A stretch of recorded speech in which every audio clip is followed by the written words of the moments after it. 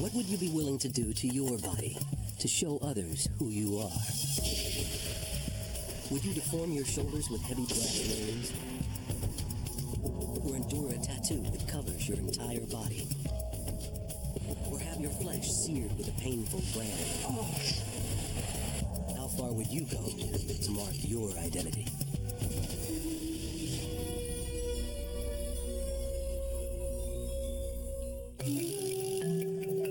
For thousands of years, people have marked their bodies to let others know who they are, to announce their tribe, their status, or what group they belong to. Modifying the body is a part of being human. It's a part of establishing culture. I don't think there are any cultures that have not modified the body. But markings that are normal for some, others may see as extreme.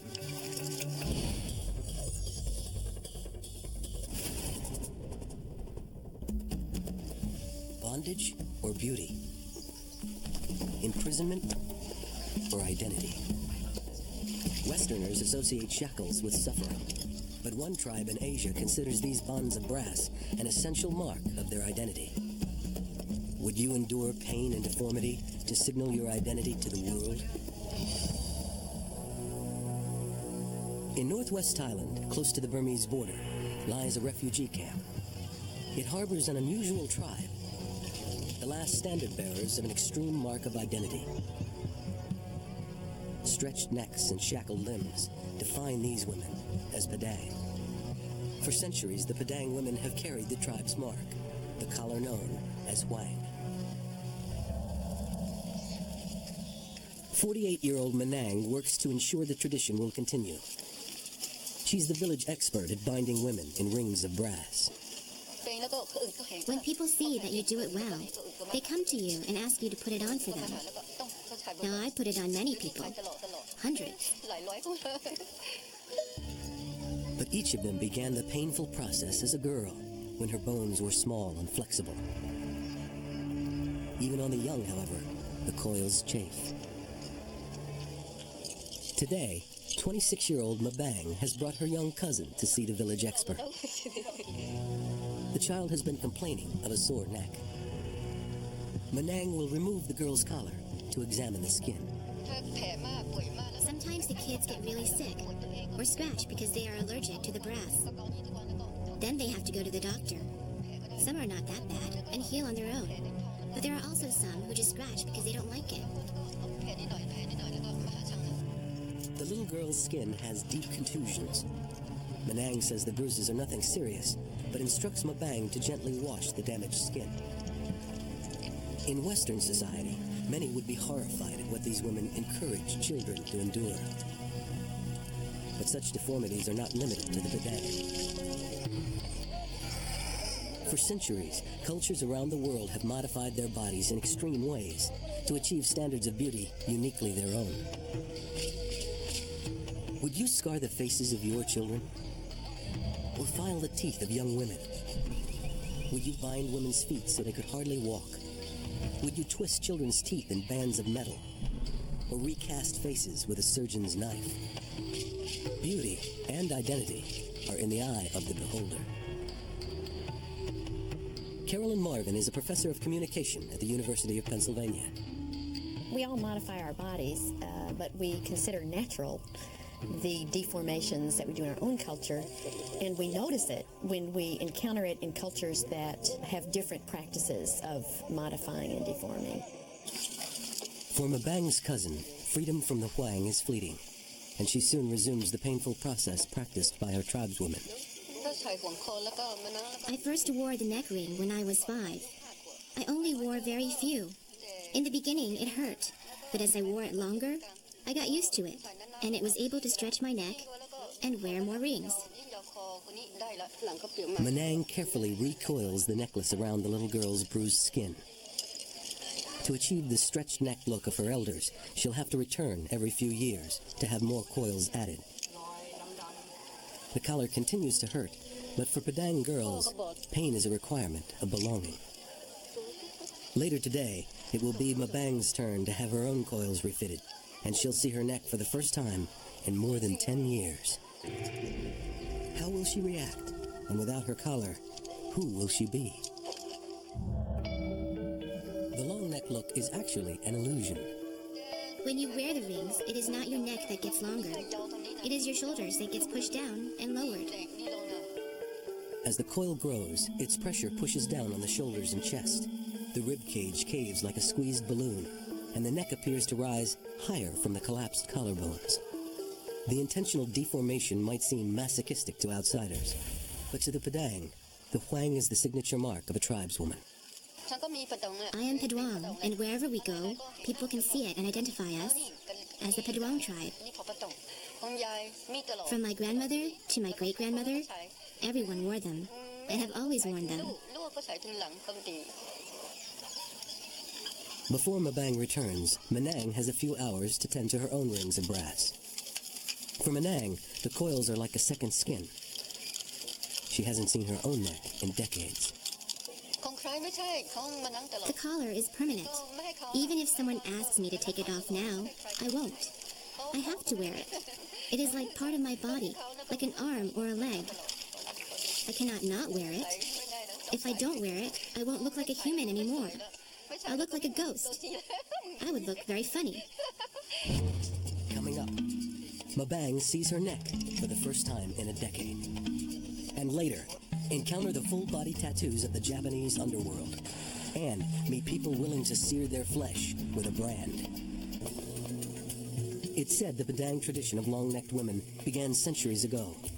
Fearful of outsiders stealing Padang brides, the tribe came up with a radical solution. Make the girls attractive to only their own kind. They used coils to stretch their women's necks and cuffs to bind their limbs, deliberately disfiguring them. The taboo mark unified the Padang and set them apart from others. Because Padang men preferred to marry women with coils, the Huang became a self-perpetuating practice. You put the necklace on to make sure that you can stay here with your tribe and family, so that your children and grandchildren won't go and marry outside the tribe and leave you. I am going to stay here and marry a long-neck woman. I want to have a wife who wears the collar. But the extreme practice that identified them as Padang also marked them for persecution in their homeland of Burma, now called Myanmar. In 1962, the military seized control of the country, promising modernization.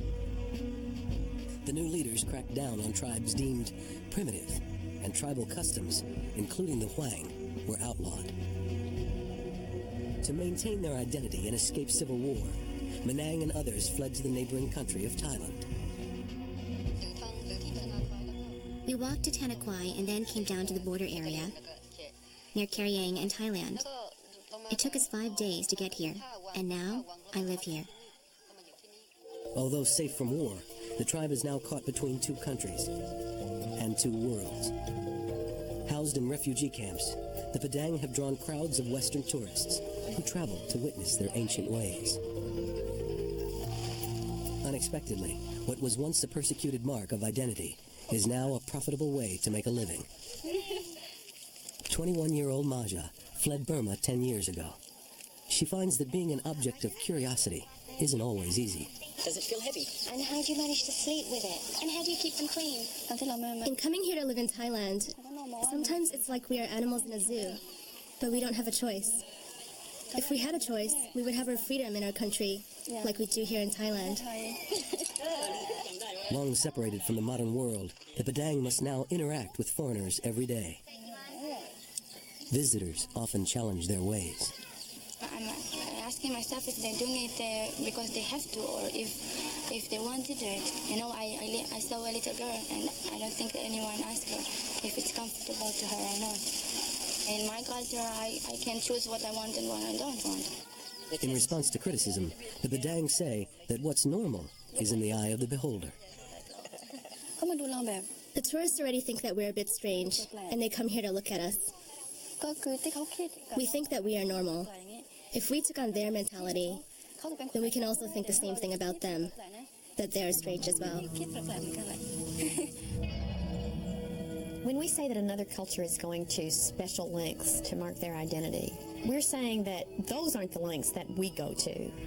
But we have to remember that in our own culture, we also go to lengths in bodily terms to express our identity.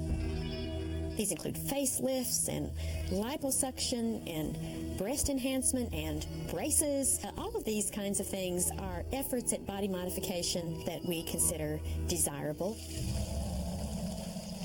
Still, the questions of outsiders have led a few Padang women to wonder, how would they look without the Huang? Would they still be Padang? Mabang will have the opportunity to find out. It's time for her refitting. It will take close to an hour of pulling at the brass before the rings can be lifted from Mabang's shoulders. She will have to be careful, though. Folklore says a woman's neck, long supported, can break if the collar is removed. Mabang's afraid the bones might break. You are used to your neck being in a certain position with the neck rings on. Then, when they're not there, you get a little lightheaded and dizzy sometimes. Finally, after more than a decade, the rings come off. Mabang is astonished at how light she feels. She only speaks the Burmese dialect, so Maja helps her express her feelings. Well, we never get to see what the neck looks like, so we want to have a look and see how it turned out. For outsiders, it's incredible to imagine never seeing one's own neck. For Mabang, it's a transformative experience. She wants to dress up in regular clothes and let her hair down and see if she will look pretty. With the mark of her culture removed, Mabang has at once shed one identity and taken on another. For Maja, the sight of her altered cousin is as strange a spectacle as the coiled necks are for tourists. She wears the rings every day, and she doesn't get to wear regular clothes. So today, she's trying it to see what it's like. That's why she wants these pictures, as a keepsake. As excited as she was to try on a new identity, Mabang eagerly returns to her old one, even though it may be years, even decades, before she sees her neck again. She says this is our tradition, so it does not feel strange. For Mabang, the embrace of coiled metal offers a passage back to who she is, not a restriction on who she might be. As refugees, the Padang have endured much to preserve their culture and their custom. Today, these rings of brass represent one tribe's commitment to a future that does not sacrifice its past. Most marks of identity are designed to be seen, clear signs that proclaim the identity of the wearer to others. But there are some marks, even elaborate ones, that are meant to be hidden, revealed only to intimates and to fellow wearers of the mark.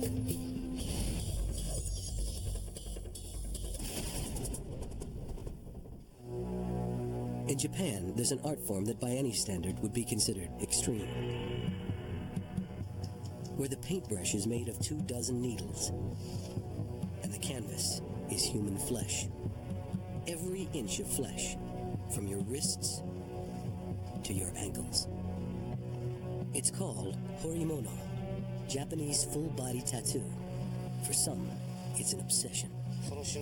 Once you get the feeling of the moment, you will never be able to give it up. But for most in Japan, it has a sordid reputation. Tattoo? I hate tattoo. When I see a person who has a tattoo, I want to be far away from the person. It's lowlife. Whoever is doing it.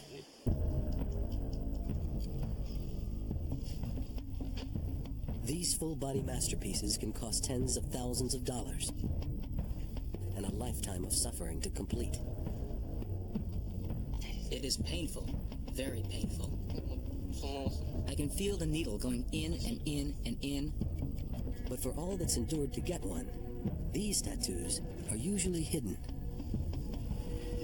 When I go to the beach, I wear a jacket or shirt to go into the water. Why go to all that pain and suffering for something few others will ever see? Because showing it can identify you as one of the most notorious and feared members of Japanese society.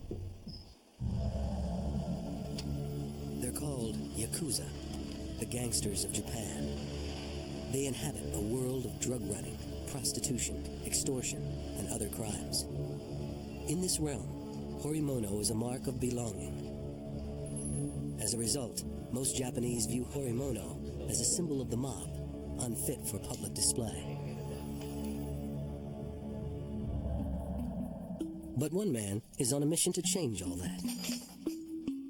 Eiji Ruzuki is a renowned horimono master, known by the artist name Horikoi. In his studio in Toyohashi City, 150 miles southwest of Tokyo, he sees 4 or 5 clients a day, all seeking extreme ink. For Horikoi, horimono isn't just an occupation, it's a passion. The particular moment you put the needle into the skin, a very spiritual and invisible force rushes through my body. His goal is to reverse the taboos that have given tattoos such a bad name.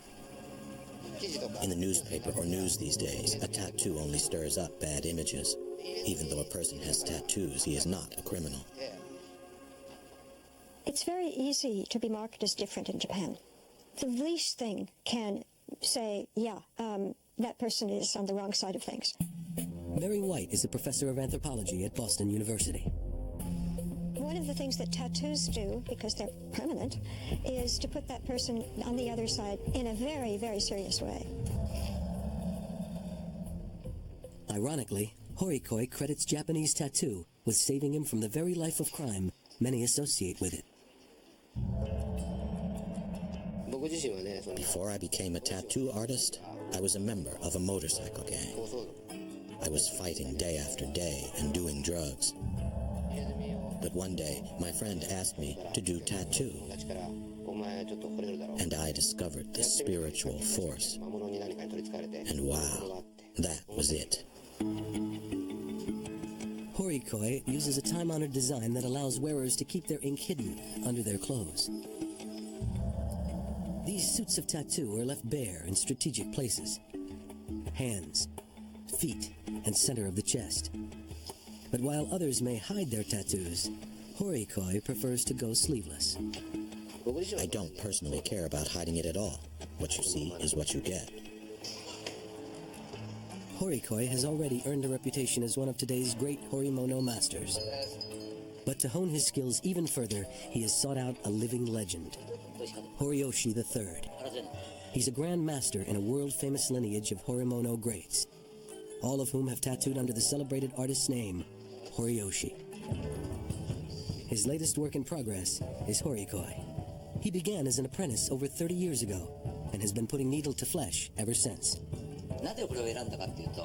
The reason I chose this is because I thought that it's the most difficult thing to do. To create something on someone's body. Out of everyone that creates things, the only one that has a living thing as its canvas is tattoo artists. While under the needle, Horikoi absorbs the knowledge that has been passed on by the Horiyoshi name for generations. I pursued Mr. Horiyoshi, and he would tell me about other tattoo artists, or talk about what it means to be a tattoo artist, and I learned his way and incorporated what I could use. Like all horimono, Horikoi's masterpiece is one of a kind.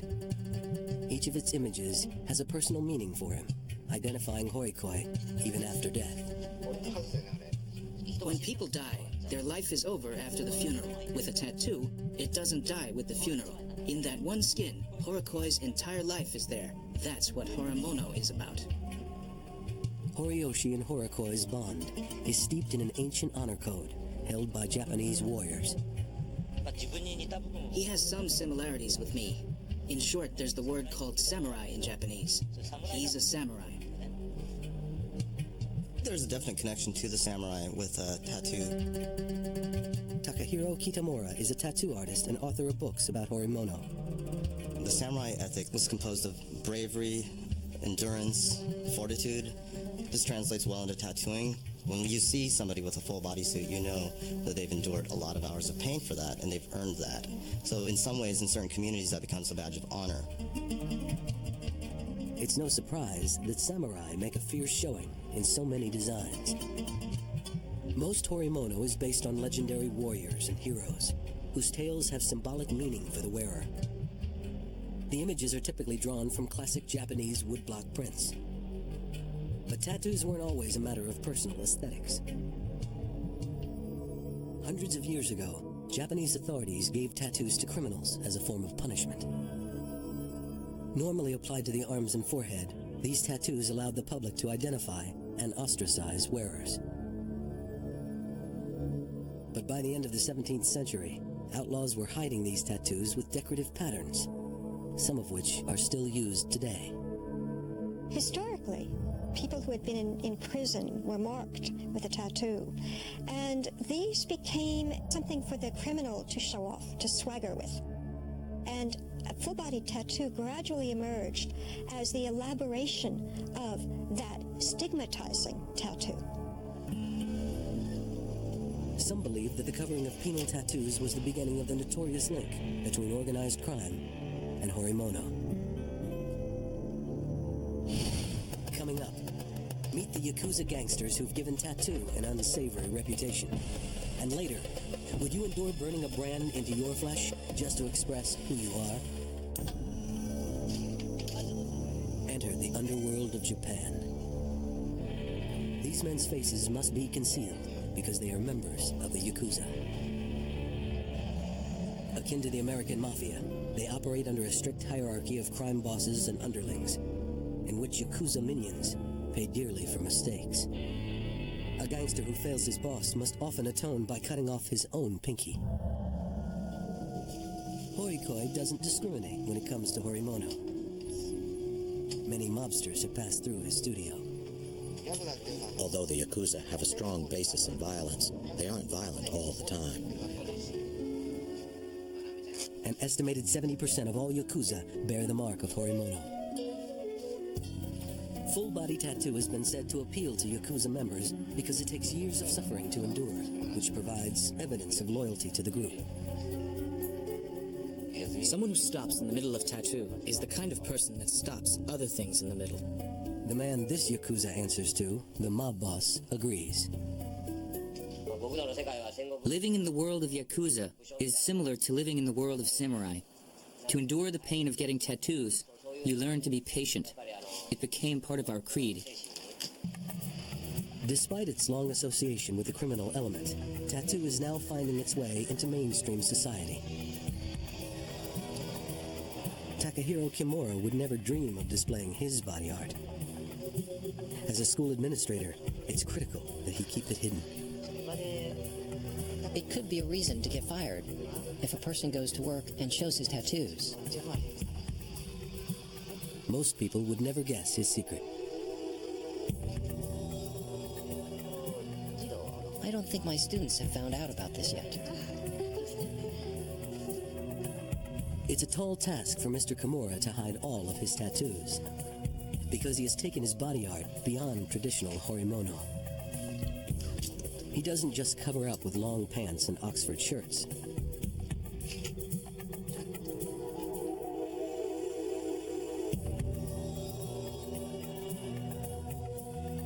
He has precious little space left for more ink, because 99% of his body is tattooed.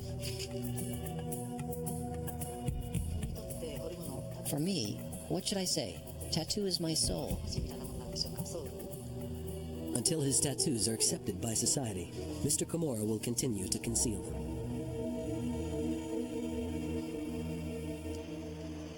But Horikoi believes that the best way to change this prejudice is to take it on in the flesh. Once a month, he organizes an unusual performance at a local bar, exposing the public to an eclectic mix of karaoke, Japanese tradition, and Horimono. It's a chance to redefine the meaning of the maligned mark. When I sing karaoke, I sing Japanese ballads to feel the samurai spirit and the honor associated with it. I especially like songs that tell stories about tattoos. By putting the spotlight on Horimono, Horikoi hopes to remove the stigma that has clung to it for so long. It would be very nice to eliminate that prejudice. His efforts may already be working. Publications that present tattoos in a positive way are on the rise across the country. Ever more people are turning to Horikoi to transform their bodies into living art. Tattoos are becoming a little more accepted. There's younger generation Japanese now that are realizing, wait, not all tattoos are associated with, for instance, the Yakuza. I could get a tattoo and just have it as an art form or just for fun. At its best, the Japanese tattoo is more than art. It's transcended art to become culture. This is my life and my style. I hope that people that understand this join me, and I will join them. There are places where tattoo wearers meet with less social stigma than in Japan. In America, for example, elaborate tattoos, even piercings, are already old hat.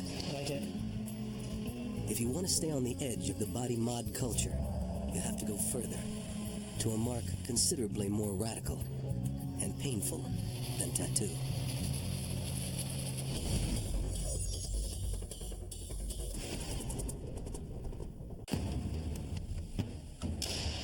More and more in North America, young people are not content just to get pierced or tattooed.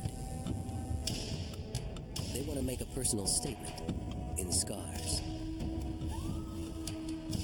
They're getting their flesh burned with searing hot metal. They're getting branded.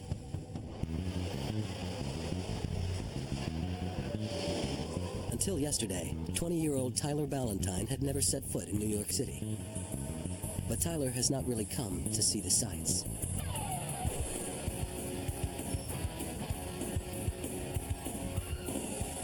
He's in New York for just one reason: to get a brand. I'm more nervous about being in New York than getting branded, to be honest. You hear all stories of muggings, murders, other stuff that happens, and when you're just like a little vegetarian Canadian kid who's coming down here, you don't know what to expect. At home, in Toronto, Canada, Tyler works as a professional body piercer. So far, he has pierced himself 16 times, including the holes he has stretched in his earlobes. I like the feeling of getting pierced. When I get really stressed out or something, my head's just building up. A piercing will relax me. Tyler's even gone so far as to split his own tongue. Why would anyone do such a thing?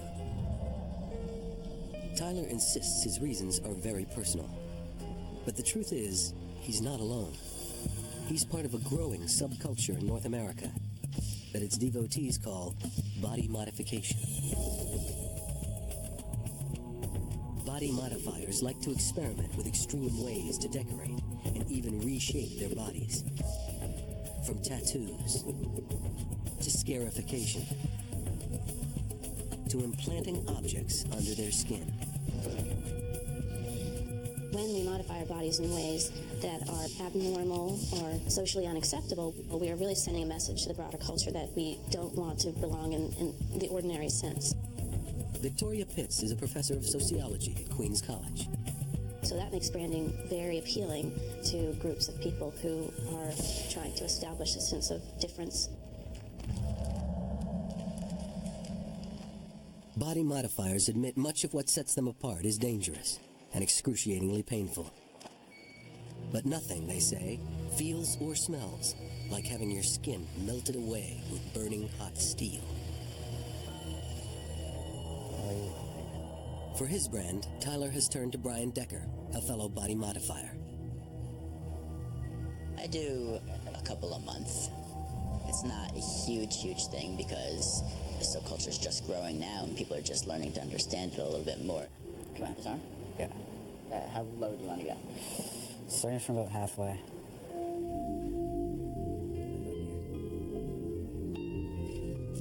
Tyler has designed his brand himself.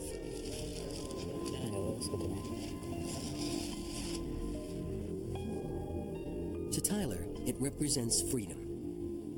Specifically, his freedom to modify his body any way he wants. It's the complete opposite of what a brand has traditionally signified. For centuries, ranchers have used brands to mark their cattle. Slave traders branded their captives. Later, African-American fraternity members adopted the practice. Branding is a mark of disaffection precisely because of its historical link to slavery. Perhaps what's going on here is that there is an affirmation of self-ownership of the body. In other words, I could do this quite rebellious practice that might have been once done to me. I can do it myself to declare my own sense of ownership over myself. Unlike branders of the past, however, Brian will burn Tyler's arm inch by inch. It will take several hours. If I was him right now in this circumstance, I'd definitely be nervous. And Tyler knows there's a very real chance he may simply not be able to take it. I don't know what's coming. I don't know what to expect. I don't know how it's going to affect me.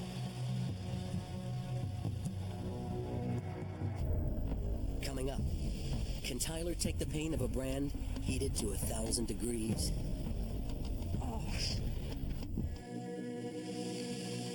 By law, Brian cannot offer Tyler an anesthetic.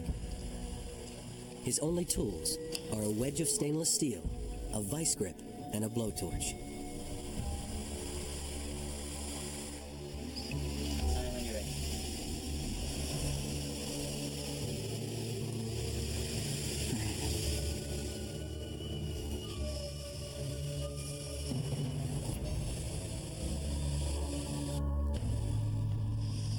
From the first strike, the pain is excruciating.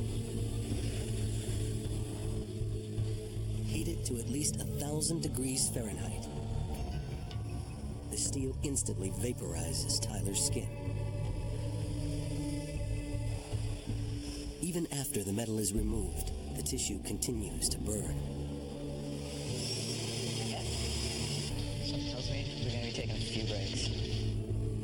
Branding is so torturous, Tyler is running the risk his body could go into shock. At the very least, his inflamed skin will remain susceptible to infection for days to come. You're getting a third-degree burn. If you don't take care of a third-degree burn, then, there's definitely a possibility for an infection that obviously could spread. Gradually, Tyler grows accustomed to the pain, and he is able to lay still and watch Brian finish. The scars, hopefully it's going to look decent. In all, the process has taken 5 hours. And despite the torment, Tyler is content with his accomplishment. He didn't quit.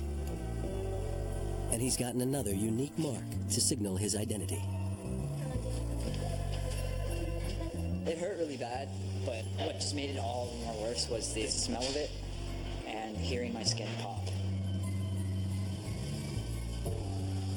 I know there's going to be mixed reactions. There's going to be people calling me nuts, but that's kind of the beauty of modification, is because you get to be able to see who actually looks into people. Really, it doesn't really matter what you look like. It shouldn't matter at all. At the other end of the country, another city has become a center for marking the body in extreme ways. You all set? Yep. Excellent. In Phoenix, Arizona, when dedicated body modifiers want really tough work done, like matching nose piercings, they come to John Durante. Go slow. Feels so good. At 29, John has already lived and worked in more than half a dozen U.S. cities. There we go. Yet in each, he's found a community of body modifiers ready to welcome him. Awesome. In just the past 18 months, John has been branded not once, but twice. This afternoon, he's going to get branded a third time. This is my passion. Piercing and other forms of modification that I specialize in. This is a great deal of what I live for. It's art. It's art on the human body. Thank you, Rizzo. For his art, John likes to draw on both the traditional and the modern. He has traveled extensively through Southeast Asia, and he has tried to reflect the tattooing and piercing of those cultures in his own designs. To the solid black tattoo on his right arm, inspired by a trip to Borneo, John is slowly adding an ultra-modern twist, branded bands of triangles.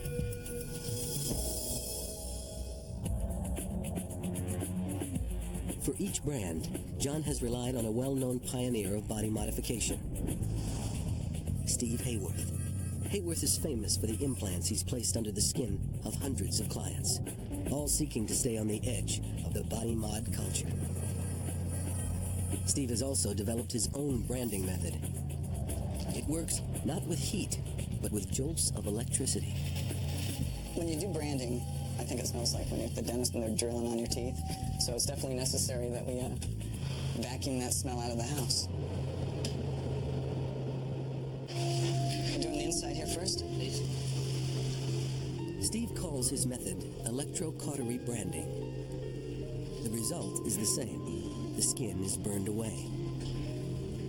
But it feels eerily different. This is being plugged into an electric machine, grounded out. You're completing the circuit. It feels like you're getting tattooed with a lightning bolt. It feels like you're getting electrocuted intentionally.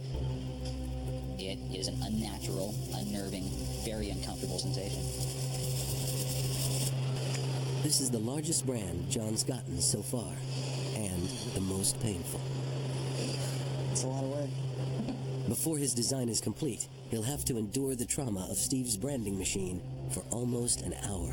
You okay? I'm okay. All right. Good. Great big deep breath in. Great big exhale. It's a lot to take, even for a mark of identity. There's a ritualistic element to the pain used in branding. Body modifiers are often quite proud of the fact that they can endure this kind of pain. To them, it signals that they're quite serious about what they're doing. At the end, both John and Steve are completely drained. Looks good. Looks beautiful. Not really looking forward to the healing part, but that by far is the worst part. That is intense. Thank you, sir. You did good. But John's not done. Ultimately, he wants to have his entire arm branded. It may be that everyone who chooses to get a brand has a different reason. But what they all share is a willingness to go to extremes to modify their bodies. John and his friends understand that sets them apart from the mainstream. And some might argue they prefer it that way. I don't look at horned implants or I don't look at split tongues. That makes me feel at home. You know, the absence of that would make me feel homesick. It's a freaky family. One of the things that happens with forms of scarification is you signal for all the world to know that in your body, you know you are outside the group. You decide to embrace with some pride or to signal to other outcasts who are also outside the group that you and they can band together and become their own group. For body modifiers, brands are not just an extreme way to signify their status as social rebels. They're also keys to a separate and very elite club they can call their own. You may not want to have a brand burned into your flesh, or get a full body tattoo, or wear brass rings that make your neck look longer. But when it comes to marking one's body, it's all relative. Should a pierced tongue be taboo when pierced ears are universally accepted? They both speak to a shared human need to adorn, mark, or alter our bodies, a trait that marks us all as human.